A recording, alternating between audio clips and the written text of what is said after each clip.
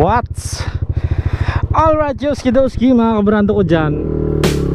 Good afternoon. Pahapon na ho. Sa kasabihan ay pahapon na mga karning oras. Time check 1:40 PM. Yan ho mga kabrando, tayo ay pauwi na. Medyo maaga ho tayo ngayon, pero alam nyo na, minsan ngay maaga, minsan ginagabi eh. Napakaganda naman ng araw. Wow! Napakasarap talaga mag-rides. May pasok pa rin sila. Yeah! Let's go! Woo! Parang may hangover pa rin ho ako mga kabrando dun sa ating naging rides papunta ng Lukban, Quezon sa Camaynesos. Ay talagang ako hindi makaget over ho doon sa Kuwan, sa ulang iyon. Ayun ka namang gayak na magpalipad dahil humula Dines, Talisay hanggang sa may malapit na doon sa Lukban ho ay hindi naman naulan. Pagdating ko naman ng Arcao doon umambo na. Ayun, hindi ako tumigil ho at dire-diretso naman ang pag-ulan.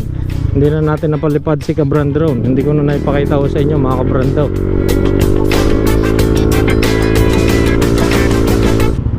Napakatagal.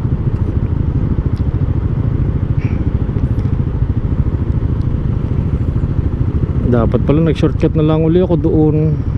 Umikot na lang uli dapat si Cabranda doon. Yeah.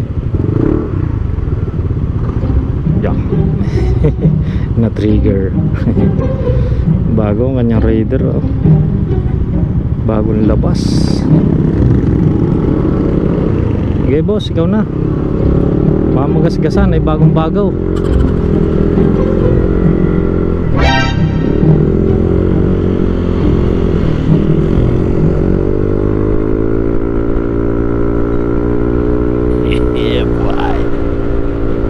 Guys, parang hindi tayo makakatiis na takbong tsabilaan ho ay sa init baga ng mga aray.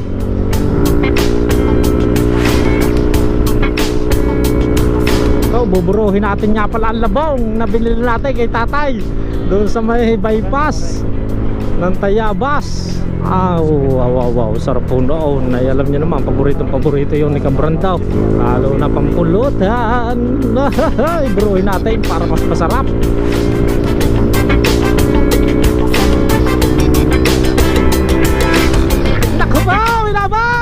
Yan! Tigil! Dito tayo sa lilaw at mahaba pa yan. Ayun, diskarte din ni kuya. Mahaba pa eh.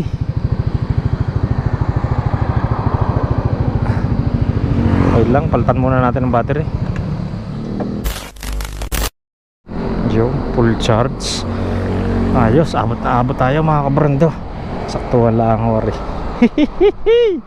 Ayo, 9, 8, 7, 4, 3, 2, 1. Hoy!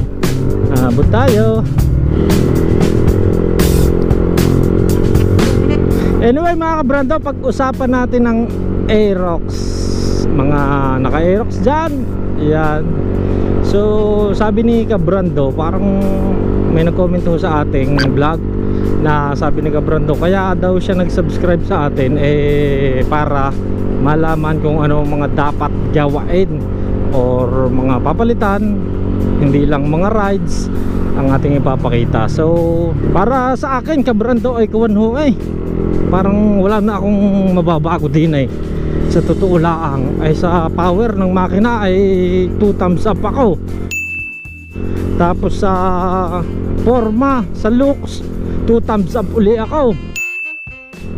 Tapos sa comfortability, sa napaka-pogi, pagka ikaw nagdadrive ay 2 thumbs up din ako kahit hindi pogi ang driver. Ang rider. Ayun no, mga kabrando. Kaya parang kung mapapansin nyo mga kabrando, hindi ko ho masyadong pinagpapapalitan kung ano mang dapat palitan ho din para mapaporma. Dahil nga ho, napaka-porma na rin. Kaya parang wala akong maisip talaga ho wala akong maisip na i-upgrade din yun, panggilid ginalaw natin, yun lang para sa takbuhan. Tapos yan tambutso Yan ho ang ating mga binago lang dyan. Pero in overall looks kahit walang baguhin, sa totoo lang ho talaga, ika nga'y pinakapoging scooter ho aray. Aray na ang pinakapoging scooter na lumabas sa 155cc. Basta in scooter category ay napakapugi ho talaga na rin. Kaya naman na rin talaga ang unang choice natin bago natin bilhin si Baby Kleng Kleng. Yan, inuulit ko ho, ay talagang nagkulang lang ho ang ating pira naon. Kaya hindi tayo nakabili na rin. Ay ayaw ko naman nung magulugan, ay dahil isipin pa. So yun, binigyan tayo ng pagkakataon with the blessings of the Lord. Isinuwap natin at sakto naman, nagkatugma naman sa presyo. Ayun, nagdagdag tayo at yun, goods na goods mga kabrando. Kaya yun, kung usapang Aerox halos wala na talaga. Kahit stock, pare yung tindig na rin. Tanyo, papakita ko sa inyo pag ay tinindig ko din kahit halos walang nabago, tambutso or anything. Ayun lang ho ay kuwan, talagang suwabe. Yan o mga kabrando ay tingnan nyo.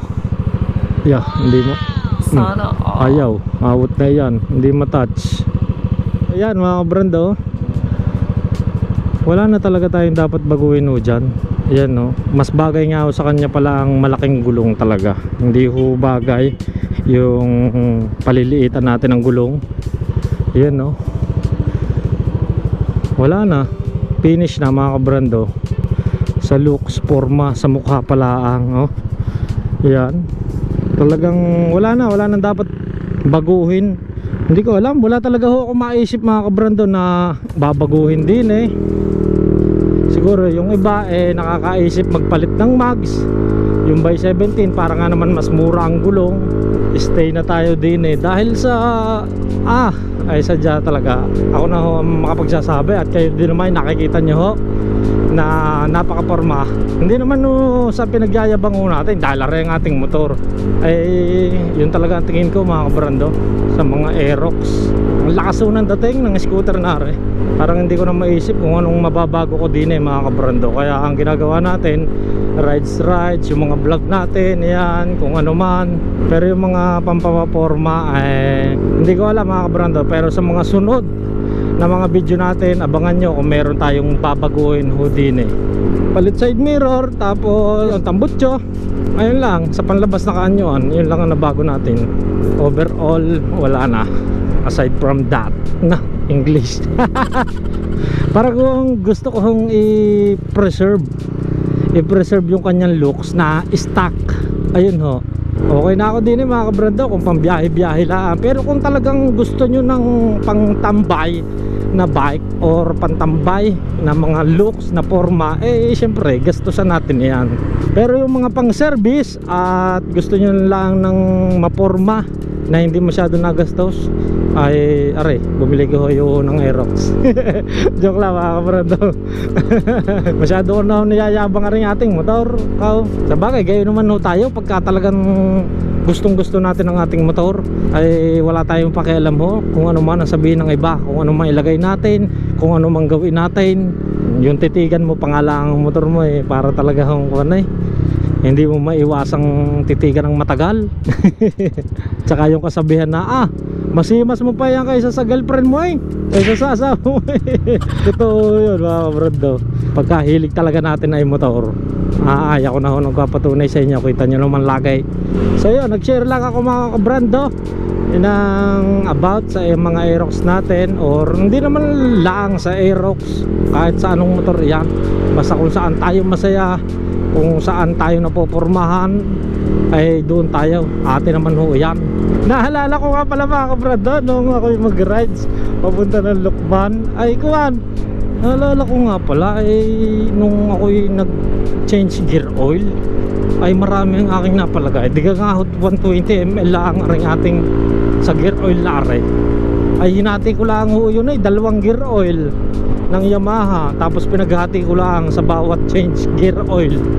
Di ibig sabihin every 100 ml bawat isa naging 150. Kaya parang mas marami pala ang napalagay kong gear oil. Dapat nga pala 120. So pagka nilagyan natin ng isa, yung isa pa, yung isang piraso pa na gear oil ay 20 ml lang ang ating ilalagay. So ibig sabihin makakalimang banto excuse me po, makakalimang banto pa ho. Iyon, yun na, ngayon so na ang gulong na re, naring arepay na re. Yun hindi kaya delikado o ring karne ho mga kabrando. Ay bago pa rin, wala pang plaka. Bakit gayaan? 8 na kaagad ang gulong. Oh, parang napakadelikado. Hindi kaya maluwag? 8 na kaagad ang gulong. Oh, alam kaya ni sir? Oh, hindi naman natin masabi. Baka sabihin, iyan na, alam ko na iyan, huwag mo nang pakalman. Ano? Sublado ako gagayon.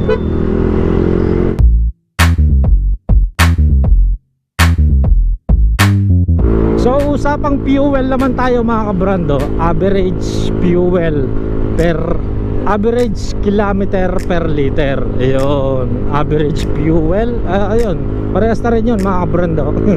So pareho ang ating average ng mga Aerox para lang ho may idea kayo kung sinong gusto mag-upgrade or bumili ng Aerox. Yan ho, 36 point something pataas hanggang 37, pero areho ay hindi na nataas ng 38 kilometer per liter. Yan ho, hindi na nataas. So yan, basta 36, 35.9, 35.8, tapos basta naglalaro sa 35.7 hanggang 37 point something. Yan lang ho, dyan naglalaro ang Aerox. Kung ikukumpara natin sa mga 125cc gaya nung sa ating Honda Click ay nasa 40, 41, 42. So wala kang diferensya talaga, kaya napakatipid.